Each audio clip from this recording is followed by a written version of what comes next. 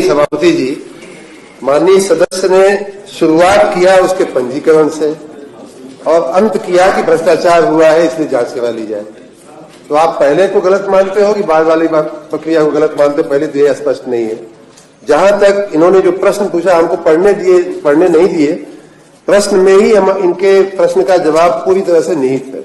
हमने ये कहा है कि जब फरवरी मार्च 2020 में जो प्रक्रिया की गई है वो एजी इन्वायरो इंफ्रा प्रोजेक्ट लिमिटेड नाम की कंपनी के साथ किया गया है, जिसका भी पंजीकरण 2004 में मुंबई उसका हेडक्वार्टर है, 2004 में प्रश्न में हमने लिखा दिया। और जो टेंडर माननीय सभापति जी किया गया था उसकी एक प्रमुख शर्त ये थी कि जिस भी कंपनी को ये टेंडर जाएगा वो इस काम को करने के लिए एक स्पेशल पर्पज व्हीकल बनाएगी, एक खास कंपनी बनाएगी।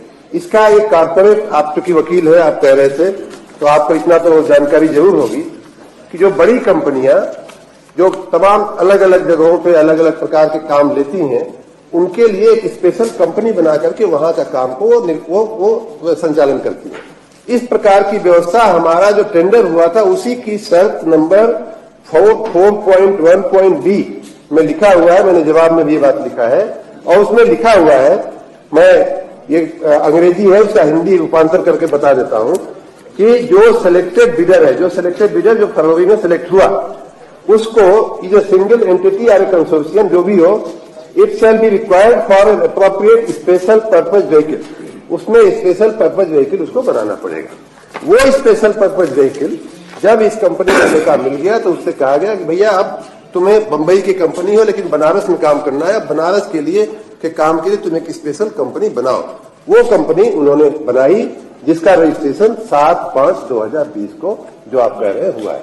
इसमें कहीं कोई अनियमितता नहीं है, सब कुछ पारदर्शक ढंग से हुआ है। जो लिखत पढ़त में है कि भाई जिस कंपनी को भी पहला ठेका मिलेगा वो अपनी एक बाप को मिलेगा तो बच्चा एक यहाँ बना करके उस यहाँ का काम कराएगी।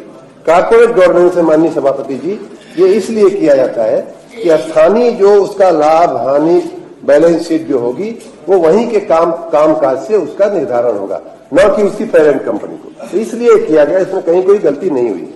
रहा प्रश्न आपके दूसरे भाग का, भ्रष्टाचार का, और जो आपको ये कागज दिखा रहे थे कि उनकी अकाउंट ब्रांच ने लिखा है, तो मेरे पास जो जानकारी है कि 2020 में ये शुरू हुआ था काम। 2020-21 में जो पेमेंट हुआ है वो भी मेरे पास है। उनको 3,68,88,411 रुपया दिया गया है 2020-21 में। 2021-22 में उनको दिया गया है 58,45,86,000 कुछ रुपए, और 22-23 में दिया गया है 36,68,00,000।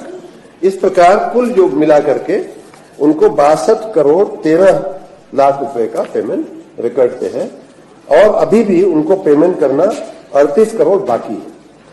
फाइनेंस और ये नगर निगम के और उनके बीच लेन देन चलता रहता है, वो ज्यादा मांगते हैं, हम कम अलाउ करते हैं। कोई एक बड़ी रेगुलर प्रक्रिया है। फाइनेंस वाले ने अगर कहीं लिखा आपने किसी फाइल से निकलवा लिया, पहली बात तो फाइल से निकालना नहीं चाहिए, आरटीआई मांगना चाहिए।